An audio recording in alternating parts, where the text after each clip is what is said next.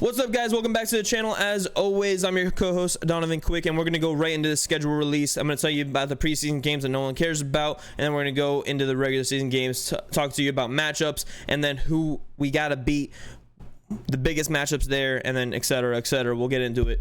All right, preseason, we got week 1 Atlanta Falcons at home, week 2 Commanders at home, week 3 is Buccaneers, that's away. So hey, if you're a Dolphins fan that likes to go to cheap preseason games, you might be able to go to all 3 of those games. If you live in South Florida or Central Florida or whatever, you can make the journey up there. It's 3-4 hours, take over the stadium in some aqua and orange. Who says no? Who says no? Just saying, let's get it. All right, now into the meat of it, right? We're going to start out at home against our Florida rival, Jacksonville Jaguars. That's going to be a fun game. Week 2 is going to be against Buffalo. This is already leaked. Thursday Night Football. Yes, they're still scared of the sun. They probably requested it to be a night game. And then we go furthest possible team to face for the Dolphins in Seattle Seahawks, week 3. Then we're back at home, get a little day in between. I kind of like the way that they did this with how far that travel was, giving us an extra few days to travel up there, and then an extra day when we travel back. We play the Titans on Monday Night Football. Going to get our Monday night revenge. F them Titans. They kicked our butts last year. We're going to go ahead and give them what they deserve this year. Then we're going to go up to New England in week 5 and show the rookie Drake May who's boss and welcome to the NFL. Then we're going to come back home for our bye week in week 6. Then week 7, we're at Indianapolis. That should be an interesting game in itself, depending on if AR5 is healthy or not. Then we're coming back home against the Arizona Cardinals. That should be fun to watch. I'm a big fan of Marvin Harrison Jr. And a little bit of a fan of Kyler Murray. So, it's going to be a fun one to watch regardless. And it's going to be interesting how they handle the humidity here versus the dry heat over there. Then we're going to be at Buffalo in week 9 at Buffalo. Now, it should be an early enough game in the season that it shouldn't be a snow game. So I kind of like how the NFL did this. They kind of evened it out. They don't get the sun, we don't get the snow. Kind of an even playing field for both teams on both games. So it should be a good one. Then we go all the way across the pond once again. Not really the pond, but across the country once again. And we play the Rams on Monday Night Football. Once again, I like getting that little cushion of an extra day, but now we have that. Now we don't have an extra day of recovery, and we come back and we play the Raiders. But I'm not too concerned about the Raiders. They are a tough team. Christian Wilkins comes back home. So that's going to be fun. Not really. I hate seeing Christian Wilkins in another team's uniform. But then we're going to have the Patriots at home the week after that. And then Thanksgiving weekend, we're going to travel up to Green Bay. That should be a snowy game, actually. As well as it's going to be a night game. It's going to be the prime time 8:20 game on Thursday night, Thanksgiving night. Then we're going to come back home and play the Jets. Then we're going to be away at Houston. That's going to be a real fun one to watch. Then we come back home and play San Francisco 49ers. Then we're at the Cleveland Browns on Sunday Night Football, and then at the New York Jets in the last week of the season, which is to be determined on what game that will be. But the Dolphins got five primetime games. Last year we got 5 standalone games, but I think it was only 3 primetime. But now we got 3 or 5 actual primetime games, right? So this is gonna be a fun one. And honestly, I'm gonna highlight the biggest games for us are gonna be the 2 Buffalo games. We got to win at least one of those 2. You guys are going to hate me for saying this, but we got to respect the Jets a little bit. If Aaron Rodgers is healthy, we got to watch out for those 2 games as well. And we do play them twice at the end of the season. So Rodgers and, that young core of theirs probably gets acclimated by then. That's normally when the young teams that, haven't really, had a lot of time together start to click, is towards the end of the season like that. So who knows what's going to happen with that. But we do got to worry about them. And then we also, I would say, It's going to be Green Bay. It's going to be Jordan Love, the 20-something overall pick, versus Tua, the 5th overall pick. And it's going to be interesting to say the least. Neither of them have been paid at this point in time. Who gets paid first? Who gets paid the most? Who gets, who doesn't get paid?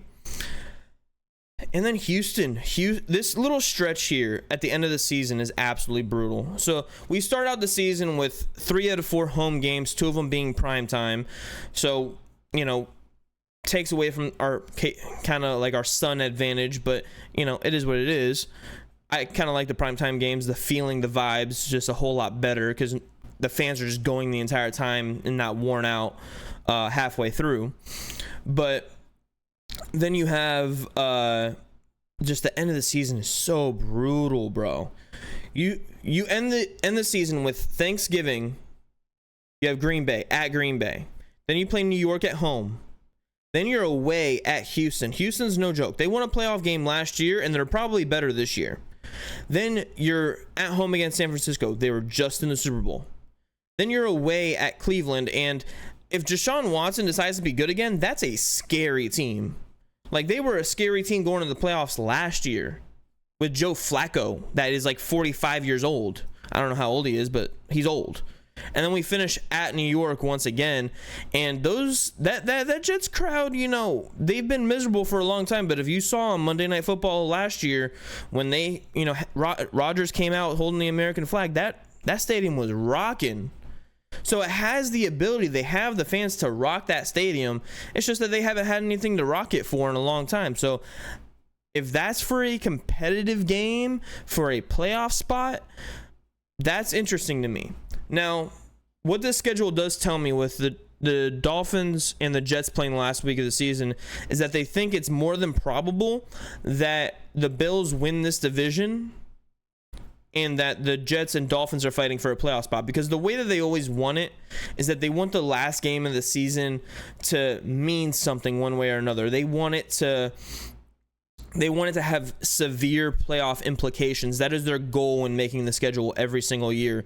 And they believe that, I guess, that the Jets versus the Dolphins, who have, probably the second and third best team in the AFC East, but really it's a toss-up between all 3 teams, between the Bills, Jets, and Dolphins. That's probably what they're thinking is going to happen. So NFL rigged, NFL scripts. I don't know. Then of course, it's just an absolute brutal end of the schedule. Like, I understand that we didn't necessarily have we have an easier schedule per se, but like, you look at this. Yeah, Jacksonville didn't have a great schedule last year, but you can never count them out. I'm not a big T-Law fan, but you can't count him out. Buffalo, that's going to be a hard game, obviously. It always is. Seattle, that's always going to be a hard game, especially in Seattle. The Titans, look, I'm not going to count anything out. Honestly, I prefer to play them in the beginning of the season because new head coach, scheme hasn't been there yet. They got a few new receivers, Tyler Boyd, Calvin Ridley, that probably not going to click right away. New England at the beginning of the season, once again, probably not going to click right away. I don't really like where a bye week is. I feel like our bye week should be later in the season. But who knows why this happened. Usually you can request where your bye week is. Then you got Colts. I don't think this is going to have huge implications. I'm probably wrong though. The Colts are definitely in the fight for a playoff spot. They were last year without Anthony Richardson. Now they're going to be even more in contention if he turns out to be as good as he was at the beginning of last year, and he only played 4 games. Arizona, I don't see too much of a competition there, but we can't really count them out either.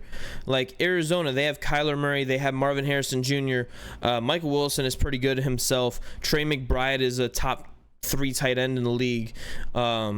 It's an incredible offense over there, and their defense was sneaky good last year as well. Buffalo, once again, going to be a difficult matchup. The Rams came out of nowhere, lit the league on fire last year with their offense and their defense. Now they lost Aaron Donald, which is a huge loss, but they still have a great team overall and a young defense. So maybe we could take advantage of that young defense, but I expect that to be a fireworks show on Monday Night Football. Raiders, this is probably the team I'm least worried about, honestly, and it's because of the quarterback situation. You go through all these other games, and, you know, Levis has shown the ability. Geno Smith has shown the ability. Aiden O'Connell has not. Gardner Minshew, he's shown flashes, but not like game-winning drive kind of deal, right? Like on a consistent basis at least. So, like, I'm not... Gardner Minshew, you put some pressure on him. Aiden O'Connell, you put some pressure on him. That's not really something you're going to be too concerned about, right? Patriots, look, it's the Patriots. You can never count them out. Obviously, Bill Belichick isn't there anymore, but that's kind of what worries me about their offense a little bit, is that he's not in charge of it anymore. It's not going to be as boring anymore. And they have a lot of nice pieces that I like. Jalen Polk, Pop Douglas, Javon Baker. You know, that's some really nice pieces there. And that's not even mentioning Kendrick Bourne, who's been very underrated for a few years, just had no quarterback throwing to him. Then you come back after that, Green Bay. They just won a playoff game last year, have 5 receivers that are under 25 years old that any one of them can pop off on any given night. And they have 2 great tight ends that are, once again, under 25 years old. Whoever is dealing with that front office is just an immaculate brain. I mean, just how do they have such a young offense that everybody is that good? And their head coach is honestly fantastic as well. Then New York, once again, if they have Aaron Rodgers, I don't see a scenario in which they're not competitive. Their defense kept them in games plenty last year. We had trouble with their defense at times, but then, you know, our defense just absolutely obliterated them because they had no offense. Aaron Rodgers makes a huge difference there. Now they drafted Malachi Corley. They brought in Mike Williams. If he could stay healthy, he's there. Then obviously you have Garrett Wilson, who's a problem as well. So you can't count the Jets out, and I really hate to say that. Houston, that's just an absolute... Houston's probably the team I'm scared of the most because their quarterback has the mobility to do almost anything. They have Stephon Diggs, who has torched us for years now. Ironically enough, the only corner that locked him down was Xavier Howard and Noah Igbinoghene. I know that's 2 corners, but... no one else has been able to lock him down, given we didn't put Ramsey on him last year, so we'll see how that goes. And then, yeah, that's just a Stephon Diggs, Nico Collins, Tank Dell. That's a great receiving trio there. Then they have Robert Woods still at the 4. Then you have John Mechie at the 5. Their defense is so underrated, and they're probably going to sign Xavier Howard. So, like, they're just going to get even better. San Francisco, I mean, Super Bowl. They were in the Super Bowl. They were in overtime in the Super Bowl, and they didn't really lose that many pieces. And then they just drafted 2 of my favorite players from the draft, Ricky Pearsall and Jacob Cowling. Like, you can't make that stuff up. And then Cleveland, once again, they have the best defense in football. If their offense can click... Like, they were putting up numbers with Joe Flacco. Then they go ahead and get Broward legend Jerry Jeudy. They go ahead. Nick Chubb is going to be coming back this year. Jerome Ford played very well in that role. Their offensive line is still pretty damn good. That team is going to be a problem if Watson can figure it out. And then once again, at New York, it's just, you can't count them out. I'm going to go through and give my prediction right away. Week 1, win. Week 2, win. Week 3, win. Week 4, win. We're going to start out 4-0. Week 5, at New England, we're going to take that. 5-0 going into the bye. At Colts, we're going to win that. 6-0. Arizona, 7-0. At Buffalo, loss, 7-1. At Los Angeles,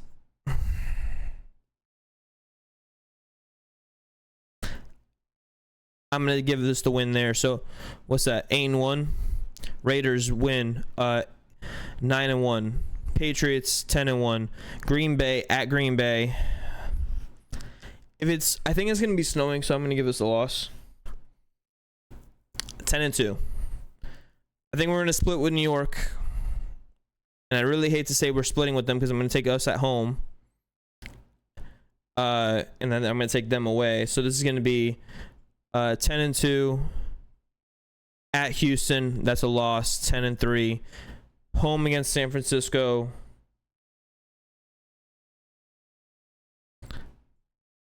It's a toss-up.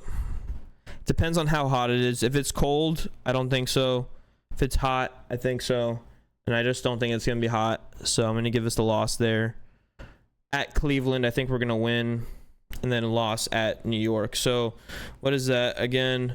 So 1-0, 2-0, 3-0, 4-0, 5-0, 6-0, 7-0, 7-1, 8-1, 9-1, 10-1, 10-2, 11-2, 11-3, 11-4, 12-4, 12-5. So I have us going 12-5 this year. As of right now, with losing, unfortunately, 1, 2, 3 out of our last 4 games. And it's just the way that this the cookie crumbled, bro. It really is. Like, just when I say we have an absolute brutal end of the schedule, it is a brutal end of the schedule. And honestly, in order to win the division or have a chance of winning the division or have a chance of winning the getting to the playoffs, we're going to need to do better than what I predicted in the end of that season, the end of that little crunch of 5 or 6 games right there. We need to do better than what I'm predicting. I just, at that point in time, we should have our Phillips and Chubb back. Who knows if Phillips is actually going to be back at all this season. Chubb is going to be interesting to see as well when he comes back, because he tore his ACL late in the season. And who knows how explosive these guys are.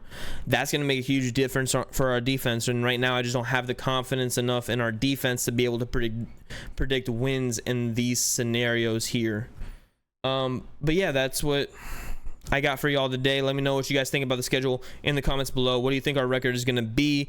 Do you think it's going to be kind of a collapse at the end like I'm predicting? It's still going to amount to a playoff berth. 12-5 is a playoff berth.